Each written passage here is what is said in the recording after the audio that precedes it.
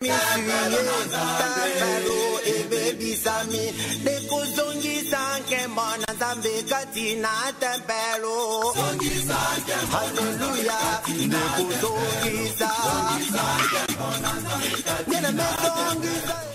pesi bino mbote bandeko batali ya télévision chrétienne sango malamu nzamba pambola bino sima ya nzanga elamu esika bozali kolanda télévision chrétienne sango malamu na Easy TV na numéro 6 p na TNT na 255 to komi lelo awa na église to pe na communauté école de la foi et pas wapi révérend pasteur Crispin Toto akoyeba kusolola na biso tout au long ya émission Oyo Écho des églises. Écho des églises ezali espace pour vous servantes serviteurs de Dieu, espace Oyo bokoki kolobela ba activité na église nabino. Voilà mbote pasteur Crispin Toto, mbote maman Angèle Mpaka Sangoboni. Par la grâce tozali.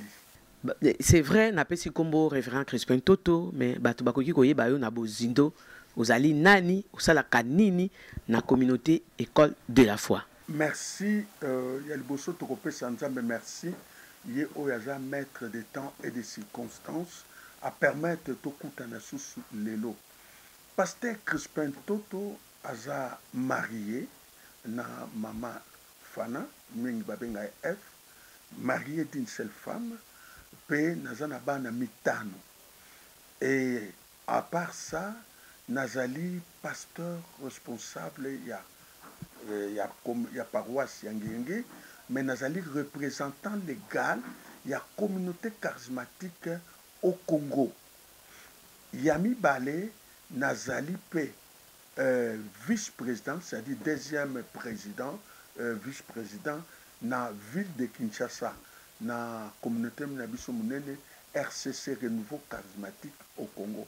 Nazapé membre, il y a coordination nationale, il y a République démocratique du Congo, la maison africaine de prière. Voilà un peu Oyo Pasteur Crispin Toto Azali pe moko na kata omoneri ya sango malamu. Merci Pasteur Crispin Toto. Tokoki koyeba comment va l'église corps du Christ en général et l'école de la foi en particulier.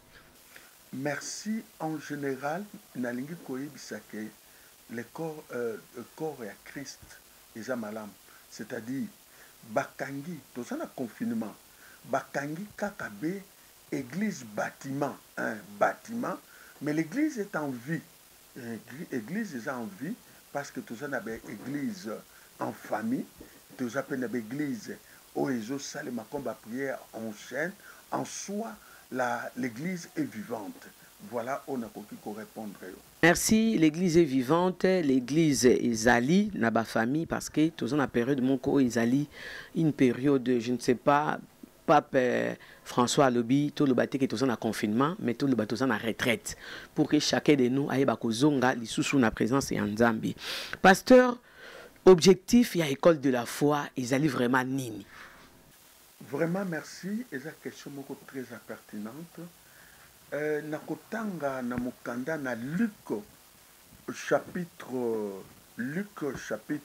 18 verset 8.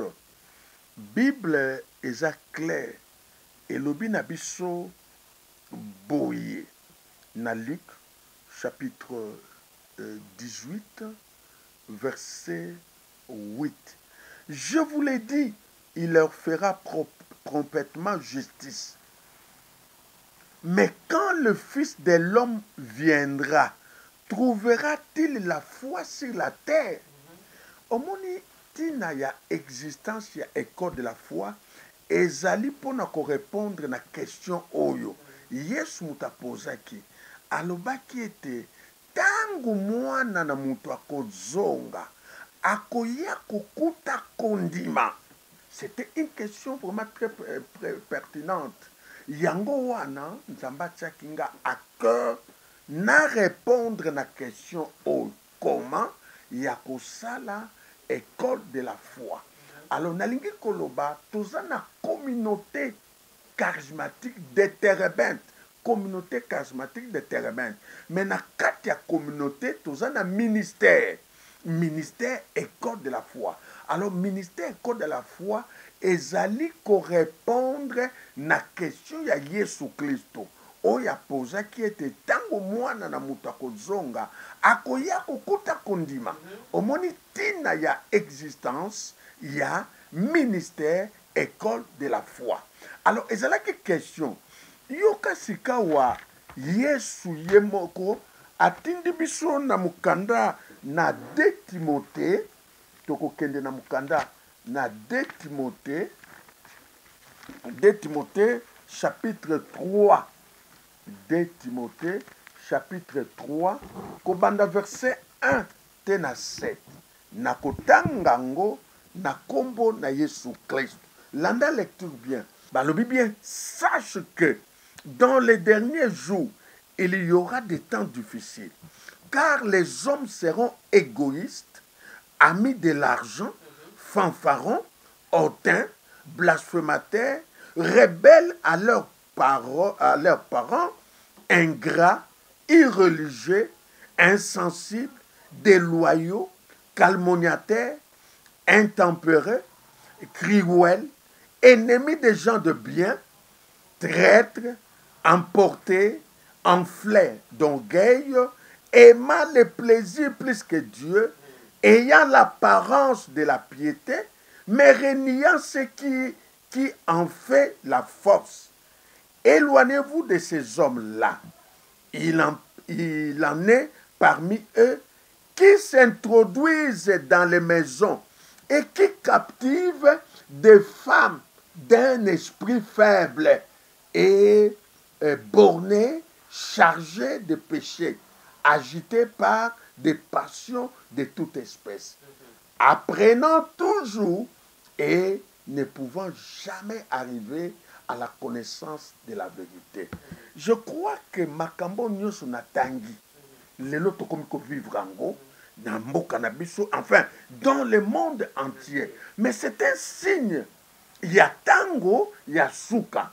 Alors yangwana ministère école de la foi ezali juste pona ko aider église na makambo nyonso bapesi ekoka kozala te. Donc voilà un peu tina ya existence ya ministère ya école de la foi. Pasteur Crispin Toto nakoyoka yo na ba émission oyo namonaka yo koleka na télévision Sango Malamu nayokaka toujours destruction des hôtels, voire même un jour moi nanga tuninga maman, pourquoi le pasteur va détruire les hôtels d'autrui? Ponaye akanisa ki hôtel oyo flat hotel babiloko ya ndengwana, pourquoi toujours destruction des hôtels? Qu'est-ce que cela signifie? Merci maman Angèle. Enseignement ya hôtel eza ba concept moko oyo mingi vraiment église azotia kate, mais ça n'a d'influence makasi. D'abord na ko révéler yo que secret ya Abraham ezalaki botel. Soko ototangi yango na mukanda na Genèse, Genèse chapitre 12 au kamati verset 7 na verset 8. Premièrement, Nzambe abimeli Abraham. Tango abimeli Abraham, eloko liboso Abraham asalaki ezalaki hôtel. Atelemisi hôtel pour quelle raison? Première raison pour na apparition. Tant ndenge Nzambe abimelaki ye, nde yango atalité. Il faut na yeba kotia hôtel. Deuxièmement, na verset 8, toujours na Genèse 12, verset 8, awa Abraham a temisi hôtel, mais Abraham bazaki na vie auto bengaka vie nomade, bazaki ko se déplacer. Awa bakomi na Sichem, awa Abraham asali batante, mais avant babanda kofanda na batante wana ba ériger hôtel. Hôtel en soi est anine. Hôtel est a 10 définitions. Mais entre autres, l'hôtel est allé et sika basalaka alliance. Hôtel est et sika tozali kokota en communication, en contact avec Dieu. Parce que na likambo ya hôtel, tozana hôtel positif pe na hôtel négatif. Mais awanga na zolbla plus hôtel positif, c'est-à-dire l'hôtel dédié à Dieu. Alors, hôtel ezoko garantir pe place. Donc tango yo zwi place tozo mon exemple ya mutu soko azwi mabele na ye, eh ben bakotia ba borne po bayeba ke place oyo voilà. Okokende kaka be na Genèse 13 kende kotanga na à partir verset 16 to 18 ndenge moko nzambe alobi na Abraham esika yo niati okomi kende na longueur pe na largeur nango pour posséder. Donc eza na biso malamu concept ya hôtel toyeba kotia yango eza ya biso tangango na Exode Deutéronome chapitre 12 verset 1 à 3 ezali recommandation balobi non c'est mieux na tangango Deutéronome chapitre 12 yoka balobi voici les lois et les ordonnances, c'est-à-dire qu'on érige hôtel les lois et sa ordonnance qui est en vigueur jusqu'à aujourd'hui. Voici les lois et les ordonnances que vous observerez et que vous mettrez en pratique aussi longtemps que vous y vivrez dans les pays dont les dieux de vos pères vous donnent la possession. C'est-à-dire que na vie na biso et si kanyon son nzamba kopesa biso, nous devons ériger l'autel. À continuer, na sauté na kena 3, vous renverserez leurs autels, vous briserez les statues et vous brûlerez au feu leurs idoles. Vous abattrez les images taillées de leurs dieux et vous ferez disparaître leur nom de ce lieu-là. Donc c'est une loi, c'est une recommandation. Yakoye bako ériger ba hôtel. Tous un hôtel positif, c'est-à-dire un hôtel dédié à Dieu, et ça hôtel à malam. Tous un hôtel négatif, ou tous un hôtel de malheur, hôtel d'affliction, hôtel satanique.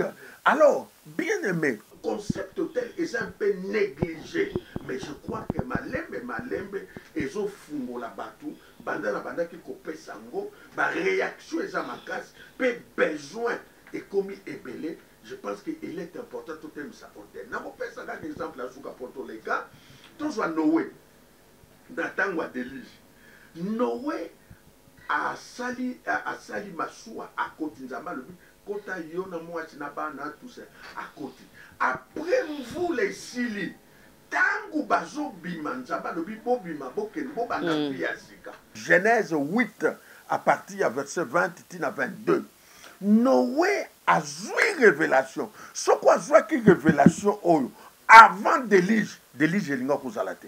Parce que hôtel ezali pe moko ya lieu, il y a changement, il y a véridique en Nzambe.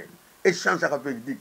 Alors Noé tango abimi il faut na pesa Nzambe sacrifice d'action de grâce. Nazala reconnaissant, il avait érigé l'hôtel babengaka hôtel de reconnaissance. À Dieu hôtel ya reconnaissance, à présenter ba sacrifice naye, à présenter ango et yoka Bible lobby na verset ya suka 22 Nzamba lapi alobi ko banda lelo balobi d'abord nsunga et comme pas na Nzamba lapi banda lelo nakoboma kalisusu mokili te, mais c'était à cause de l'hôtel.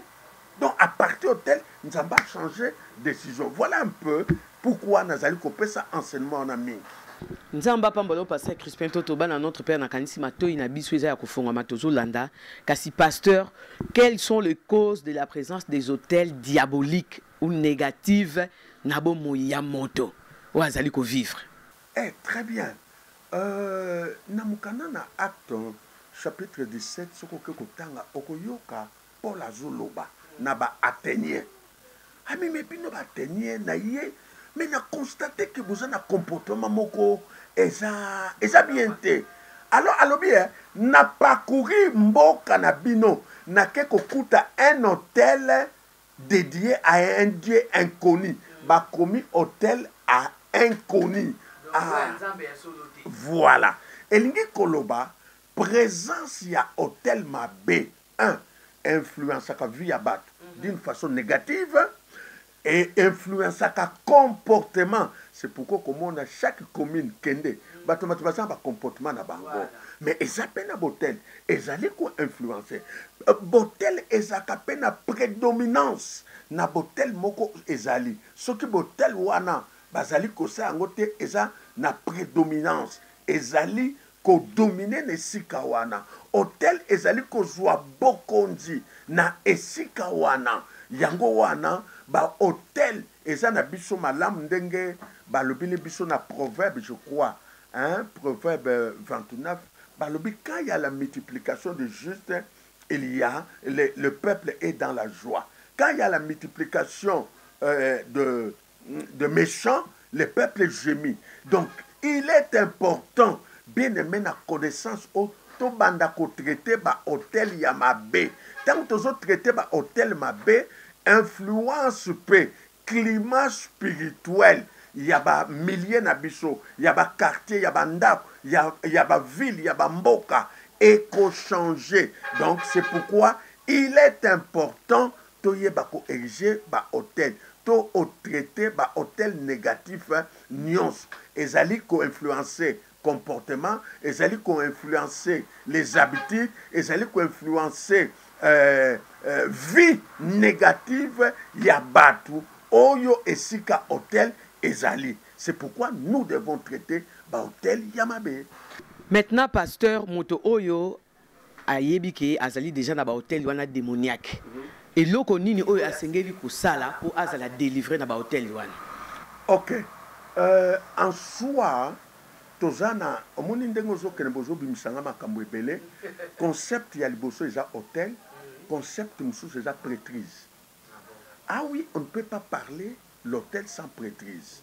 Or prêtrise ezali pena musala yesu asalaki yango wana nga nalinga babenganga plus nganga nzambe ke obenganga mokristo parce que mokristo eza bato bakena église babine esili mais nganga nzambe azali coopérer dans le monde spirituel partout donc église pour naye eza atelier de formation donc azali koya kozwa ko formation bongo azoko kende ko opérer na monde physique alors il faut prêtrise ya nzambe ezala prêtrise ya nzambe yango eko opérer na hôtel positif prêtrise à Satan pe ezali yango ezali ko opérer na hôtel négatif c'est pourquoi eza malamu te totika ba présence ya ba hôtel négatif na mboka et nous devons traiter cela donc il est évident que tout traité par hôtel négatif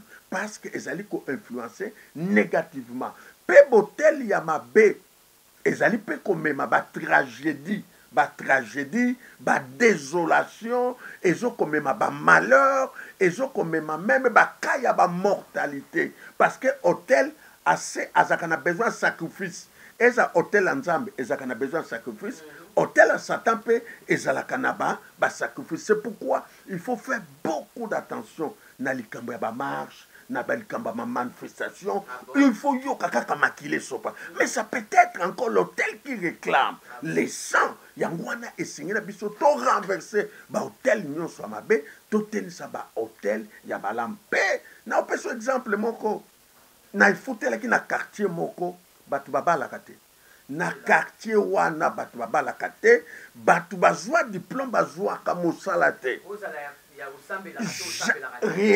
rien eza pena préoccupation moko malamu lobi ezali en question ya kosambela te alors tellement nazaki na connaissance oyo nakokaki ko intéressé n'intéressaki ba pasteur mususu bandeko mususu o bazaki na l'église na quartier wana et ben bazalaki d'accord nanga tangu ba yoki nga na lobi nga nazomona quartier eza na hôtel moko mabe ezo sala ke batu babala te ezo sala ke batu bazwa musala te bazalaki d'accord alors to organizaki veiller tout ça là veiller na bala alors tout ça li o babengaka église territoriale parce que le problème que les équipes ont un problème territorial alors la seule église qui peut traiter c'est l'hôtel territorial alors to kokaki kosangana to sala veiller wana maman Angèle nazo bano ezalaki terrible to renverser parce qu'on peut pas ériger l'hôtel sans voilà on a renversé l'hôtel wana peut te télémissi hôtel ensemble te présenter ba sacrifice te présenter te proclamer Angèle maman nazoye bisayo c'était terrible mabal fungwamaki ba diplôme fungwa misala e fungwamaki makasi bakamwaki mais ils avaient vécu parce que bazalaki quand même ils avaient vécu mokolo na bima na quartier wana batutu ba regreta parce que to traitaki hôtel wana donc en présence ya hôtel ya mabe et memaka kaka malheur et memaka kaka ba friction donc il est évident to yeba ko traiter ba hôtel wana. Pasteur Crispin Toto, quelles sont les stratégies que doivent appliquer la personne qui est habitée par les démons? Des côtés oyo, na lingelaka yo po esika otobimisa yo l'homme de prière stratégique. Voilà. Merci maman Angèle.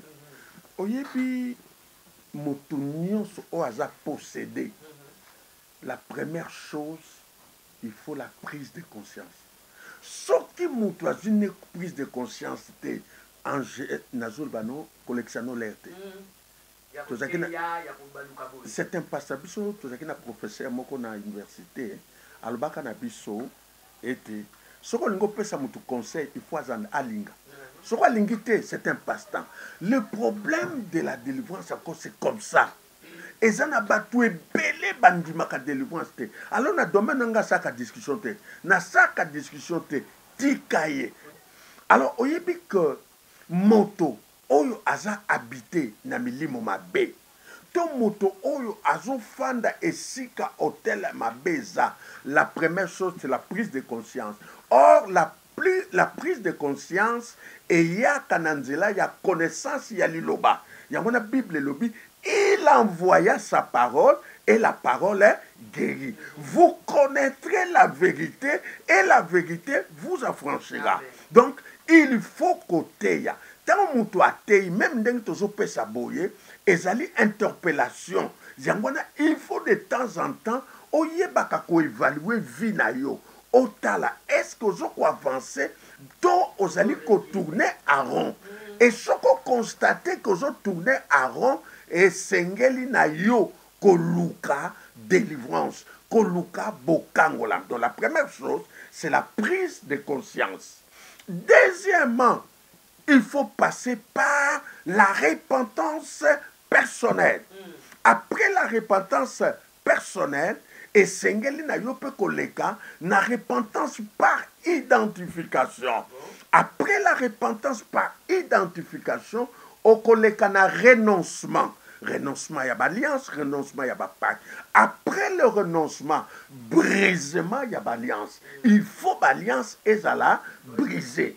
Après le brisement des alliances, maintenant, qu'on fait taire toute voix où ils allaient koloba ne sikawana. Et ça en hébreu et lobi yango, le sang de Jésus crie plus que le sang d'Abel. Donc il faut faire taire. Et Nasuka, Joël 2, verset 17, et lobi entre le portique et l'autel, que les sacrificateurs pleurent. C'est-à-dire, il faut recevoir la prière de l'homme de Dieu qui connaît la chose et qui a passé par là.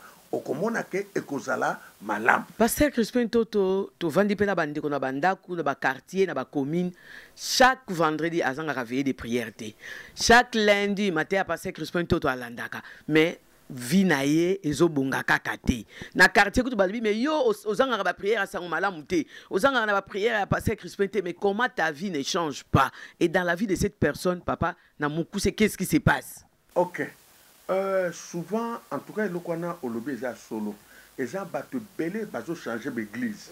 Pour Nayango. Et ça, peut batu belé, bazo que semble la sima ya ba kombo ya ba pasteur. Ça dit, son ayo ki kombo yo, na kekuna, tango kekuna wumeli, moete, a kepamsu. Alors, ils ont quand même que ça, ba confusion entre biso na ba pasteur. Parce que mon dimino a pananga, ouais. Alors, ça crée des problèmes. Mais ce que je voudrais vous dire ici, mes bien-aimés, la personne qui délivre, c'est Jésus. Amen. Oh, il y a délivraka. Eza Yesu. Eza mutute. Ne Yesu muta délivraka. Nanzela na maloba na ye.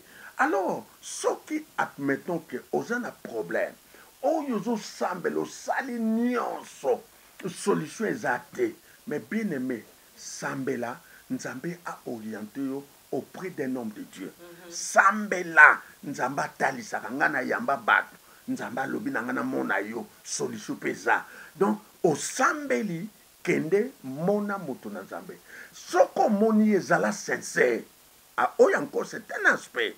Zala sincère, même obimisa bazemi, zala sincère. Fungolela ye motema nyonso. Pe zala na confiance na ye. Zala na confiance. C'est pourquoi, en passant, nazali koyebisa na biso basa na nzambe, biso pe tozaka discret. Basa na nzambe tozala discret. Quel que soit problème à motu, eza toto matsa na cher, toto pe voilà, te parce que makamwana bato ebele ezokisi mitema na bango likambo na ye ayoki yango liteya non c'est pas ça.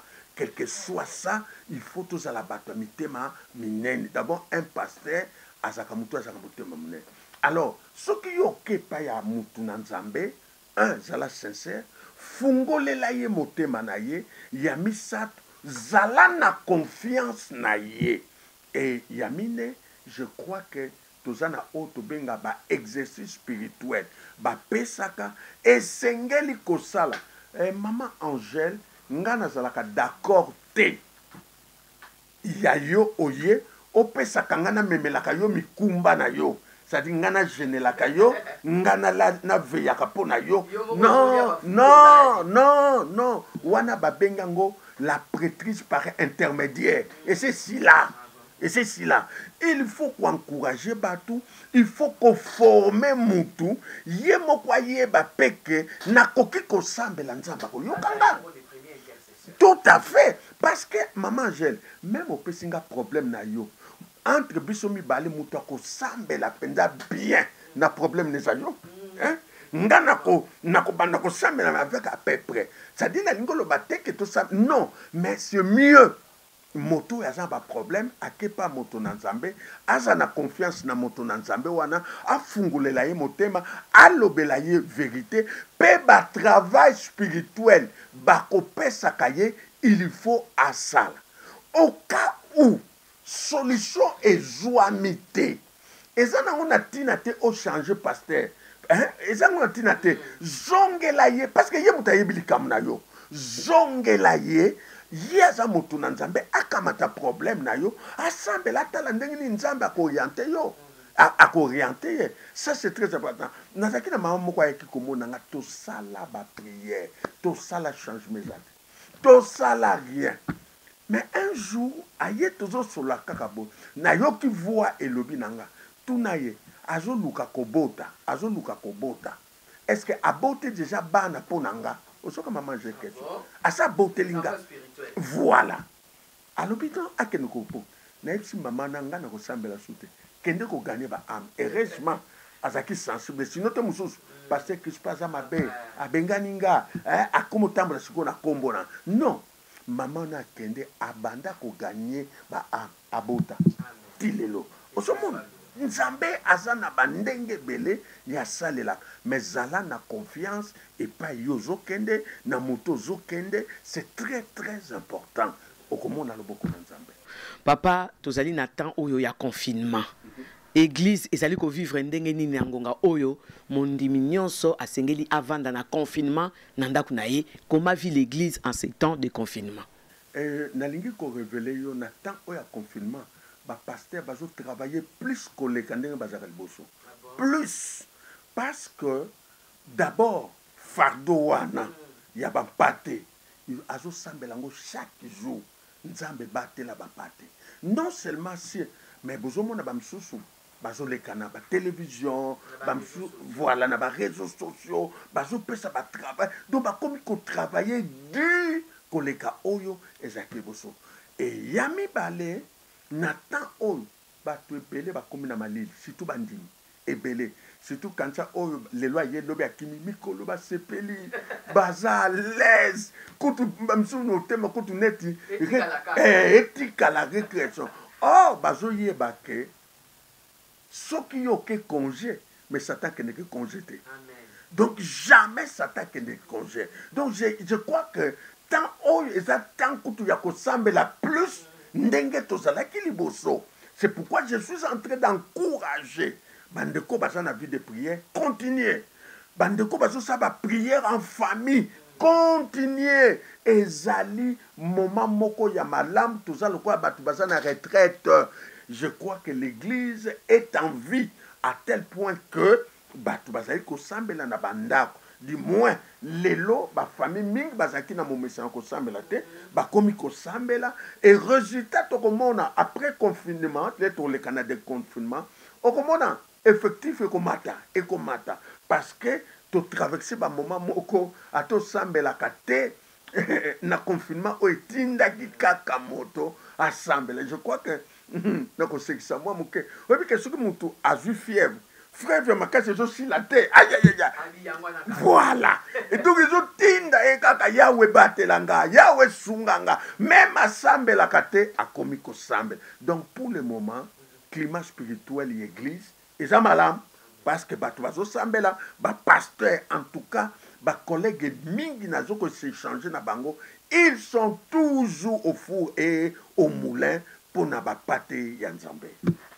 Pasteur tobandi kokende malembe na suka na ebite liloba nini oyo ba téléspectateurs balandi biso ute bandeli kinongonga oyo bakoki kotikala na yango par rapport na destruction ya ba hôtel na ebike tokozonga na émission mosusu poto lobela la nouvelle lune ndenge o mesana pe ko sala yango.